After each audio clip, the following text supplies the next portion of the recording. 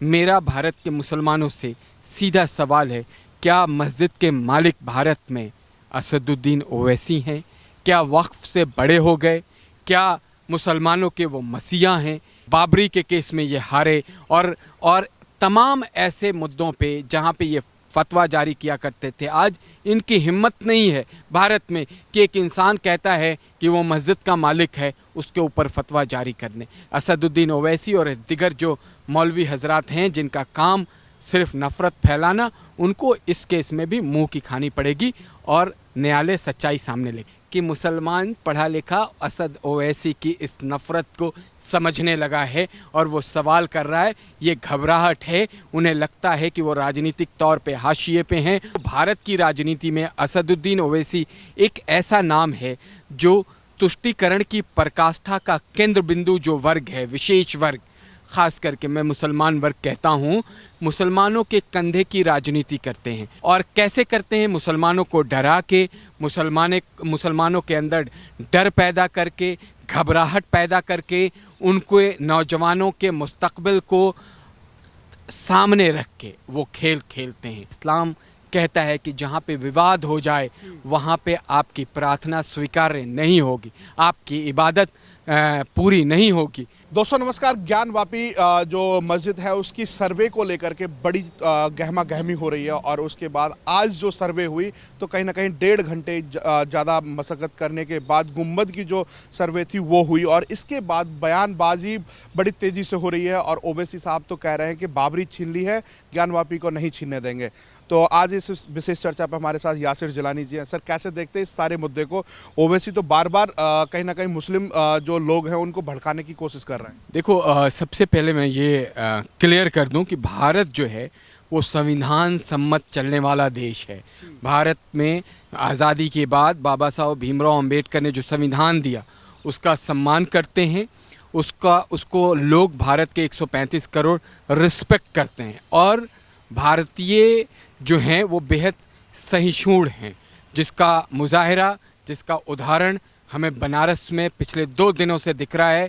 बिना किसी कुतर्क के, बिना किसी बवाल के, शांतिपूर्वक तरीके से सर्वे का काम ज्ञानवापी परिसर में चल रहा है। एक बहुत बड़ी टीम के साथ वहाँ सर्वे हो रहा है, लेकिन दोनों पक्ष बिल्कुल शांतिपूर्वक से सहयोग कर रहे हैं और 80% से ज़्यादा सर्वे कंप्लीट हो चुका है। कल भी सर्वे होगा, जो बचा हुआ रह गया है एरिया, उसमें कल सर्वे होगा। तो हमें इस बात की बेहद प्रसन्नता है कि जो भी फैक्ट फाइंडिंग रिपोर्ट बना रही है जो टीम है, जिसमें पहले वाले कमिश्नर और जो 2 नए कमिश्नर तय किए गए थे कोर्ट की तरफ से, वकील साहिबान, उनके पास जो रिपोर्ट आ गई है वो 17 को सबमिट करेंगे। 17 के बाद सारी बातें धीरे धीरे सामने आ जाएंगी और दूध का दूध, पानी का पानी भारत के लोगों के सामने आ जाएगा। अब रहा सवाल तुम्हारा असदुद्दीन ओवैसी पे। देखो, भारत की राजनीति में असदुद्दीन ओवैसी एक ऐसा नाम है जो तुष्टीकरण की पराकाष्ठा का केंद्र बिंदु जो वर्ग है, विशेष वर्ग, ख़ास करके मैं मुसलमान वर्ग कहता हूँ, मुसलमानों के कंधे की राजनीति करते हैं। और कैसे करते हैं? मुसलमानों को डरा के, मुसलमानों के अंदर डर पैदा करके, घबराहट पैदा करके, उनके नौजवानों के मुस्तकबिल को सामने रख के वो खेल खेलते हैं। अब वो ये कह रहे हैं कि बाबरी मस्जिद गई, मैं दूसरी मस्जिद नहीं जाने दूंगा, नहीं खो सकता हूँ। मेरा भारत के मुसलमानों से सीधा सवाल है, क्या मस्जिद के मालिक भारत में असदुद्दीन ओवैसी हैं? क्या वक्फ से बड़े हो गए? क्या मुसलमानों के वो मसीहा हैं? कैसे वो मसीहा हो सकते हैं जबकि वो अपने ही मेडिकल कॉलेज में गरीब मुसलमानों से इतनी मोटी फीस लेते हैं? तो वो कैसे मसीहा हो गए? एक पार्टी चलाते हैं आपके कंधे पे, वो कैसे मसीहा हो गए? भारत के जो मुस्लिम नौजवान हैं, जो पढ़े लिखे नौजवान हैं, जो कॉलेज में जा रहे हैं, जो यूनिवर्सिटी में जा रहे हैं, जो मेडिकल कर रहे हैं, जो इंजीनियरिंग कर रहे हैं, जो आईएएस की पढ़ाई कर रहे हैं, उन नौजवानों से मेरा सवाल है कि आपके मुस्तकबिल पे अगर कोई प्रहार कर रहा है तो वो एक शख्स है, असदुद्दीन ओवैसी। असदुद्दीन ओवैसी से सवाल करिए कि आप उस सरकार के ख़िलाफ़ मुसलमानों को भड़का रहे हैं जिस सरकार ने आपके मुस्तकबिल, आपके बच्चों के भविष्य के लिए 5,000 करोड़ के बजट वाला अल्पसंख्यक मंत्रालय दिया है। और उस अल्पसंख्यक मंत्रालय का सबसे बड़ा जो वर्ग है वो मुस्लिम वर्ग है, जिसमें बच्चों के पढ़ाई में वजीफ़ा के साथ साथ उनके हुनर के कारीगरी को इंटरनेशनल प्लेटफॉर्म देने के लिए हुनर हाट जैसे प्रोग्राम और ऐसे दिगर 20 से 25 प्रोग्राम हैं जो वो मंत्रालय प्रोवाइड करता है। तो आपके साथ कौन छल कर रहा है और कौन इंसाफ कर रहा है, ये आपको तय करना है। सर जी, सबसे बड़ी बात है कि जब ये चर्चा इतनी होने लगी तो उसके बाद कुछ मौलाना तो ये तक कह चुके हैं कि अगर बाबरी की तरह अगर ज्ञानवापी मस्जिद को ढाया गया या फिर इसको हमसे छीना गया तो मुसलमान चुप नहीं बैठेगा, रोडों पर आकर के अपनी आंदोलन करेगा, लड़ाई लड़ेगा। ये बिल्कुल हारे हुए लोग हैं। इन्होंने ट्रिपल तलाक में भी कहा था कि ईंट से ईंट बजा देंगे।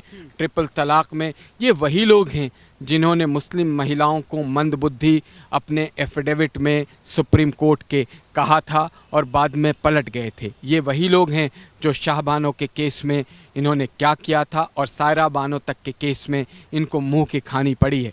जबकि तलाक़ हसन और तलाक़ एहसन जो इस्लामिक तरीक़ा है उस पर सरकार ने कभी कोई सवाल नहीं उठाया, ट्रिपल तलाक पे सवाल उठाया, उसमें ये हारे। बाबरी के केस में ये हारे और तमाम ऐसे मुद्दों पे जहाँ पे ये फतवा जारी किया करते थे। आज इनकी हिम्मत नहीं है भारत में कि एक इंसान कहता है कि वो मस्जिद का मालिक है, उसके ऊपर फतवा जारी करने। लेकिन सरकार के ऊपर टीका टिप्पणी करते करते आज अपने आप को ज़ीरो हो चुके हैं, कंगाली के दौर पे जा चुके हैं। मैं तो उन नौजवानों से बार बार अपील कर रहा हूँ कि इन जैसे लोगों से वो गली मोहल्लों में निकल के सवाल करें, अपने हक़ के बारे में पूछें। सरकार आपके साथ किसी तरह की भेदभाव नहीं कर रही है, ये कराते हैं क्योंकि ये राजनीतिक तौर पे कंगाल हो चुके हैं। आज एक सवाल ये भी पैदा हो रहा है कि ओवैसी बार बार 91 एक्ट की बड़ी दुहाई दे रहे हैं कि ये जब 1947 के बाद की जो पूजा स्थल हैं उनको यथास्थिति में ही रहने दिया जाएगा। तो कहीं ना कहीं अब ताजमहल है और जो कुतुब मीनार है उसकी भी चर्चा वो कह रहे हैं कि कल को फिर आप इनके लिए भी दावे ठोकना शुरू कर। अगर वो 99 एक्ट वर्शिप की बात करते हैं तो उन्हें 1937 के उस फैसले पे भी देखना होगा जाके। और आप मेरा तो उससे उलट उनसे सवाल है कि आपके अंदर घबराहट क्यों है। अगर आपके फेवर में फैसला होगा तो ये जो आप झूठ, प्रोपेगेंडा, सौहार्द को बिगाड़ने, गंगा जमनी संस्कृति पे प्रहार, फिर आप कहाँ मुंह दिखाएंगे। ये आपको सोचना चाहिए कि संविधान सम्मत जो कार्य न्यायालय द्वारा किया जा रहा है उसके काम पे इंतज़ार कीजिए। जिस तरीके से ताजमहल को लेके अगर हाई कोर्ट का फैसला आया है और आपकी बाँछें खिल गईं और आप सरकार पे प्रहार करने लगे, आप सरकार पे सवाल करने लगे, उसी तरीके से आपको ज्ञान वापी पे इंतज़ार करना चाहिए। और ऐसे जो धरोहर जिस पे लोग सवाल कर रहे हैं, न्यायालय सबसे बड़ा है। न्यायालय भारत के अंदर इंसाफ देने का काम करता है। न्यायालय पे अगर आपको भरोसा नहीं है तो आप, मुझे लगता है कि अच्छे इंसान नहीं हो सकते, क्योंकि आप डबल स्टैंडर्ड की बात करते हैं। जो आपको पसंद, जो मीठा मीठा वो गप गप और कड़वा कड़वा थू थू, ये नहीं चलेगा। ये दोगली बातें भारत के अंदर नहीं चलेंगी। आपको एक तरफ खड़ा होना होगा, भड़काना बंद करना होगा, नफ़रत बंद करनी होगी। सरकार को मैं बार बार, इसलिए आप कहते हैं कि मैं सरकार की तारीफ़ क्यों करता हूं, क्योंकि सरकार अगर सबका साथ, विकास, विश्वास, लाल किले के प्राचीर के बाद प्रधानमंत्री ने प्रयास की बात कही तो 135 करोड़ लोगों की बात को वो जोड़ते हैं। प्रयास का मतलब ये होता है। तो सरकार तो एक तरफ सबको साथ लेके चलना चाह रही, लेकिन चंद लोग अपनी राजनीतिक रोटी सेकने के चक्कर में दूरियां और खाई को और बड़ा कर रहे हैं। लेकिन हमारे जैसे लोग भी हैं जो मोहब्बत, भाईचारा, शांति, इत्तेहाद और इखलाक पे यकीन करते हैं, भारतीय संस्कृति पे यकीन करते हैं, भारत की परंपरा पे यकीन करते हैं। और भारत की संस्कृति और परंपरा ये सिखाती है, भाईचारा और मोहब्बत का पैगाम देती है। असदुद्दीन ओवैसी और दिगर जो मौलवी हजरात हैं जिनका काम सिर्फ नफ़रत फैलाना, उनको इस केस में भी मुंह की खानी पड़ेगी और न्यायालय सच्चाई सामने लेके आएगा। यासिर जिलानी तो मोहब्बत के पैगाम की बात करते हैं। एक तरफ असदुद्दीन ओवैसी हैं, वो तो सीधा सीधा कह रहे हैं कि ये जो संविधान है उसका उल्लंघन है और नरेंद्र मोदी जी को अगर ऐसा ही करना है तो अपनी आस्था से देश चलाना है तो खुल के कहें कि मुझे आस्था से देश चलाना है, संविधान से नहीं। ये जो भारत की संस्कृति का भाव है ना, उसमें कण कण में आस्था भरा हुआ है। बिना आस्था के हजारों हजार साल की ये संस्कृति पूरे दुनिया में अपने आप में अनूठा साबित रही है।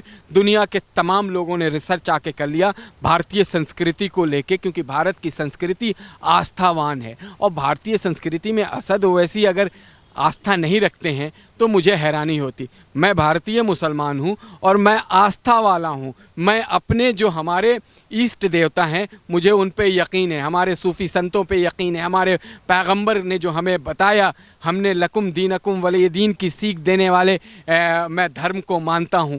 तो मुझे लगता है कि मुसलमान पढ़ा लिखा असद ओवैसी की इस नफ़रत को समझने लगा है और वो सवाल कर रहा है। ये घबराहट है, उन्हें लगता है कि वो राजनीतिक तौर पे हाशिए पे हैं। उत्तर प्रदेश में उन्होंने क्लेम किया था, बड़ी बड़ी बातें करी थी, 100% जगहों पे ज़मानत ज़ब्त हो गई उनकी पार्टी की। आने वाले चुनाव में भी वो हाथ पैर मार रहे हैं, गुजरात, कभी तेलंगाना, कभी कहीं, जबकि वो जिस तेलंगाना के रहने वाले हैं वहाँ 8 MLA से ज़्यादा कभी आ नहीं पाए, पूरे तेलंगाना में कभी चुनाव नहीं लड़ पाए। मैं तो कहूँगा कि भारतीय मुसलमानों से को उनसे पूछना चाहिए कि तुम कब जो अपना होम स्टेट है उस पे पूरी की पूरी विधानसभा की सीट पे अपनी पार्टी के लोगों को चुनाव लड़वाओगे। मेरा ये सवाल है। आज सवाल ये पैदा खड़ा हो रहा है कि असदुद्दीन ओवैसी बार बार कह रहे हैं कि बाबरी को मुझसे छीन लिया, ज्ञानवापी को छीनने नहीं देंगे। तो सवाल ये भी पैदा होता है कि बाबरी में कितनी बार जाकर के उन्होंने नमाज की और ज्ञानवापी में कितनी बार वो नमाज अदा करके आए, जो मुसलमानों को भड़काने का काम कर। देखो, मैं भारतीय मुसलमान होने के नाते एक और तर्क देता हूँ।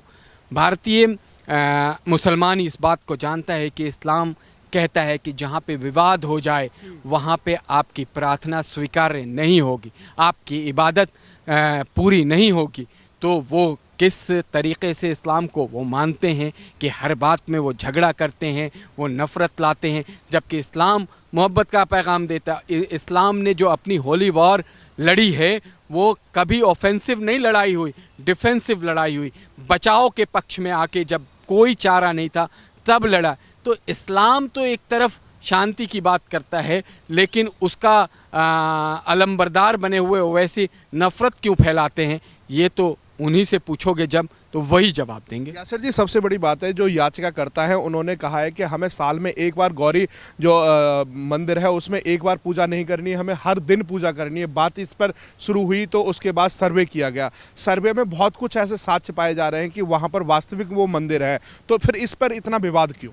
देखो, गौरी श्रृंगार की जो बात कही गई है वहाँ पे होती थी, वहाँ पे साक्ष्य है। लोग कहते थे कि साल में एक आध बार, लेकिन याचिकाकर्ता को ये लगा कि हम अब इतने लंबा गैप जो है उस गैप को ख़त्म करके हफ्ते में भी हमें वहाँ मौका मिलना चाहिए। मैं फिर कह रहा हूँ कि कोर्ट फैसला लेगा। कोर्ट के पास सर्वे टीम ने 80% सर्वे करके रिपोर्ट आज से कल तक 17 तारीख का जो डेट है उसमें बन जाएगा। उसके बाद हमें इंतज़ार करना चाहिए और इंसाफ होगा, दूध का दूध पानी का पानी होगा।